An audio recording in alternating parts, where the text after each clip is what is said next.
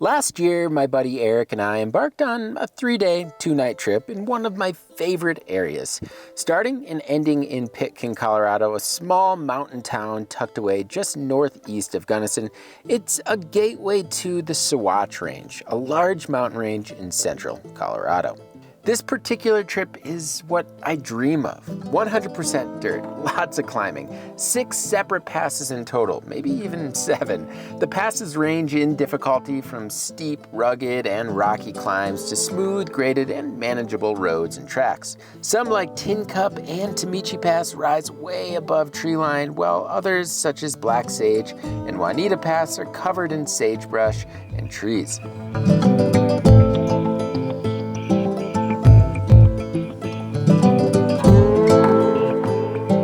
Each of these passes holds a unique experience. Often when I reach the top, it's time to sit back, relax, eat a snack, and take in the views as far as the eye can see, with rows of peaks stretching into the horizon.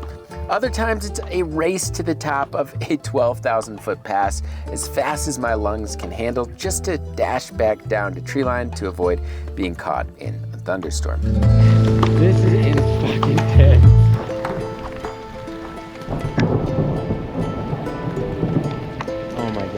I mean, we got over that and barely. But there's so much more to this particular route than passes. The faint single track of Tunnel Lakes Trail highlights just a small stretch of the stunning yet challenging Continental Divide Trail.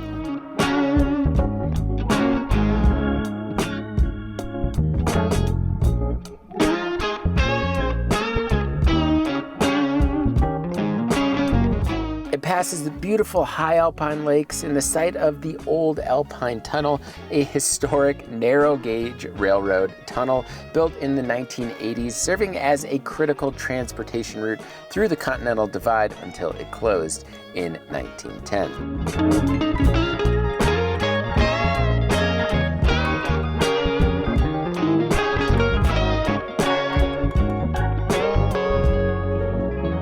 However, the highlight of this route might just be the Canyon Creek descent. However, like many routes with 10,000 feet of climbing over just 70 miles, you need to climb to get to the goods. And often that means hiking with your bike over big boulders. But it's all worth it for a grin-inducing 10-mile single-track descent that takes off over 3,000 feet from Alpine all the way down to that soft, loamy dirt that weaves through aspen, pine, and spruce forests.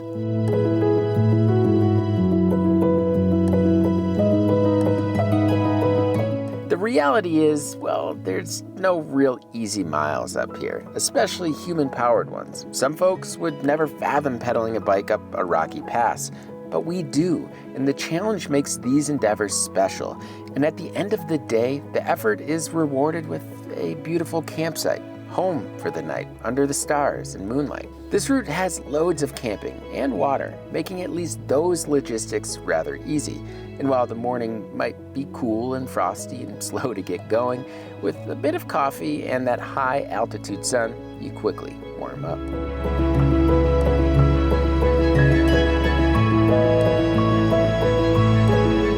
While I undoubtedly feel accomplished after finishing a trip like this, it's hard not to reflect on how the Alpine leaves me humbled and sore. Yet when I get home and clean off the grit from my body and bike, I'm left yearning for more. More majestic peaks and sweeping valleys, cool mornings and thunderstorms, wildlife, sunshine, hike-a-bikes, ripping descents. Yeah, all from the comfort of my bike. Yeah, this is the life.